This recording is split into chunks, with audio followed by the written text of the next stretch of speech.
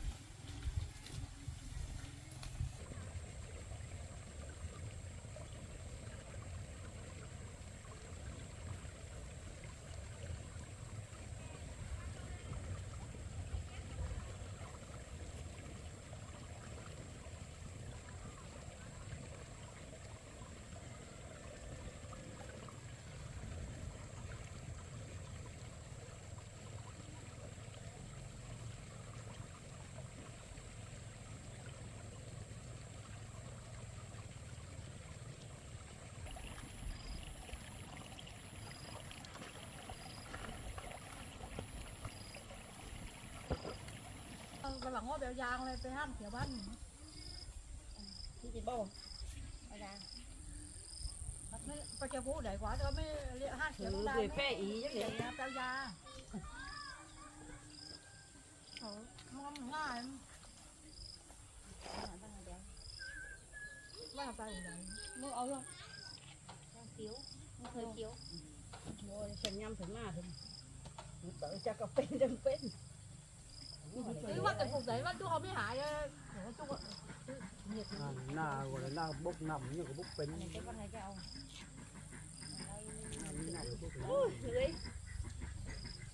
chết lại tôi vào phút theo phút tôi tẩy lo coi chết luôn mỗi nhà em ăn kém rồi lên mà kém cài phải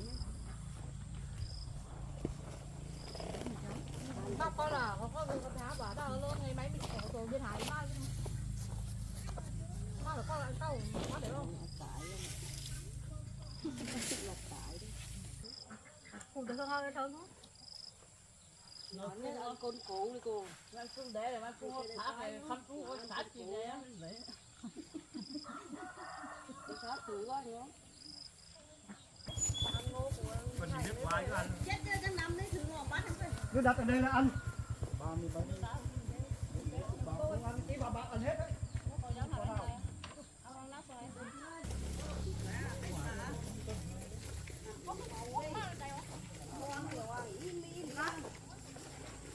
nó là cả người hái cả cụt đấy mưa biển là ăn có hái cụt đấy mắc cụt đây là lưỡi ngồi chín bắp đây phải hả tôi cảm ơn phải phải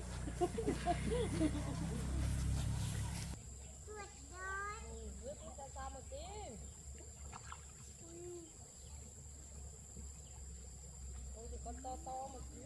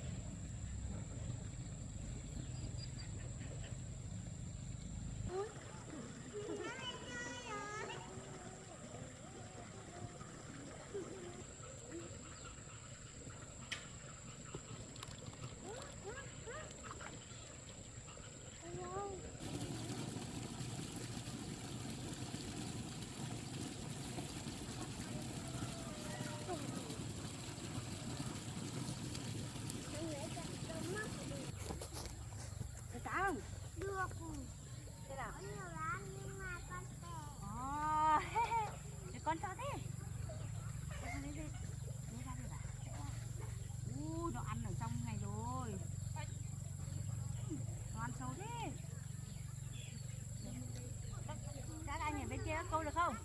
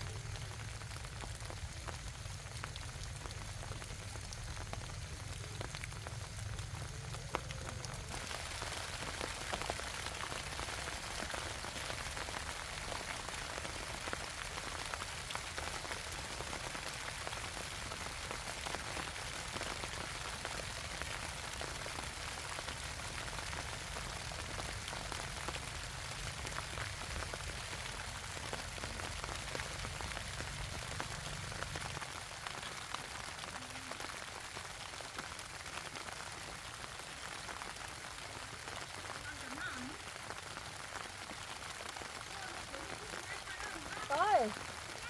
Để bố đừng ra ngoài nhá.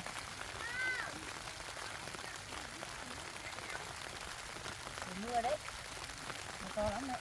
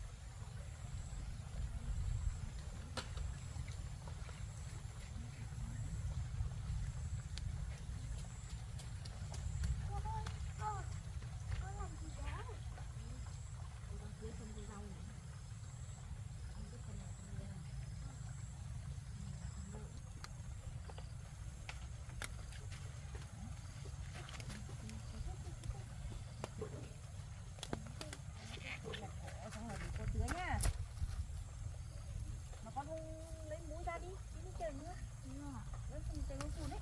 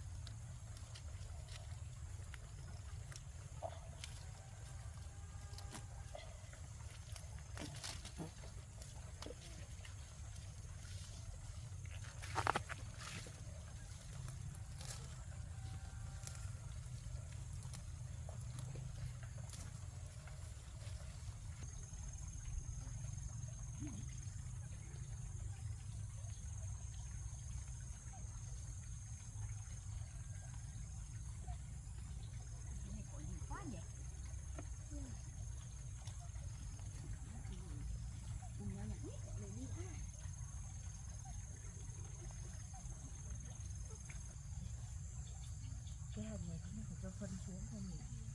Không tốt rồi.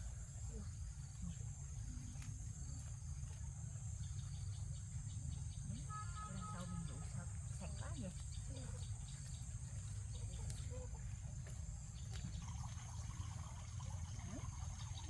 Con nhổ lá hành ra gì không? Phải không? Phải rồi.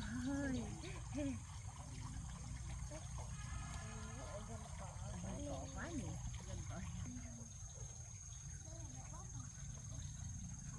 Con thì xem thêm rượu bắp mấy đi. Nó có quả chứ.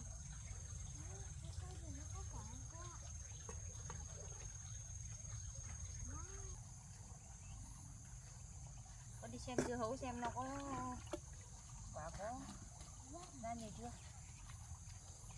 Thì cô tưới luôn cả dưa hấu đi cho nó tốt. Quả bé lắm nhỉ.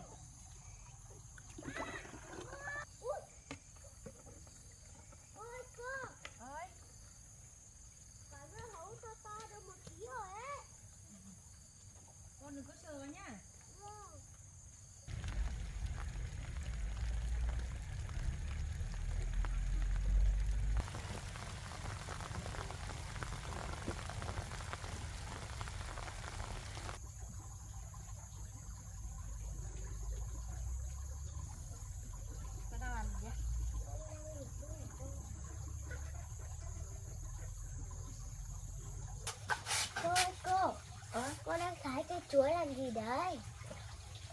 hái cây chuối cho con gà.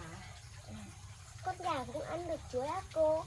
Con gà mình thái xong mình băm cho nó nhỏ ra, xong là mình trộn với ngô ấy cho nó ăn. Nó ăn mà.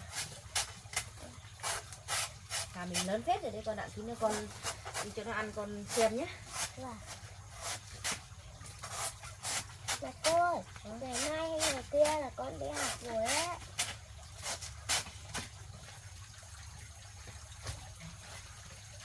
Băm. Nó mình ăn cỏ vàng cô ạ. Đấy, Băm băm như này xong cái gà nó trộn với ngon hơn gà nó ăn này cô. đúng đấy. Băm như này cho nó nhỏ nhỏ này. Trộn với ngô.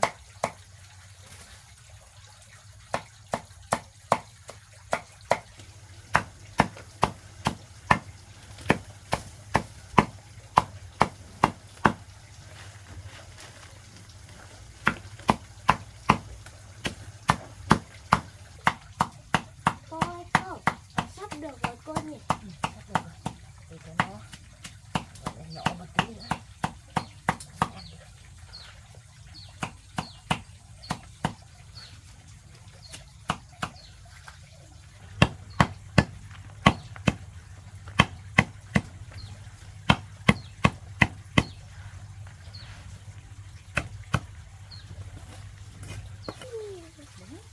Con đảo cho này. Con ngồi xuống đây. Đảo lên. Nó vàng vàng cô.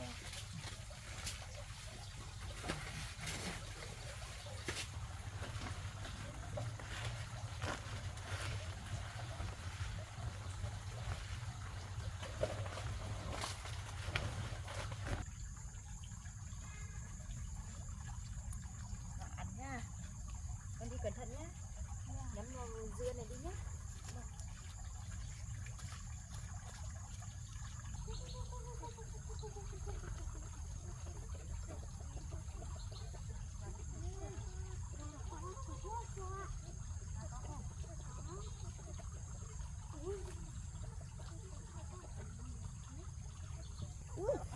Cô ơi cô, gà chú ấy cho mình bây giờ to lắm rồi cô nhỉ?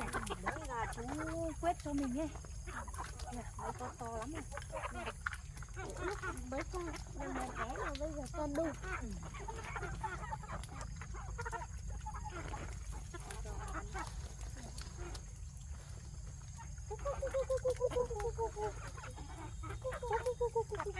Con để cẩn thận vào, để cẩn thận.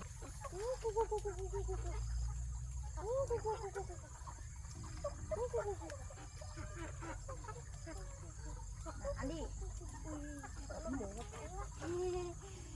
Nó sợ, nó hiền mà, gà này hiền. Đấy, gà chú cho mình kìa, chú quét cho mình kìa. Đấy.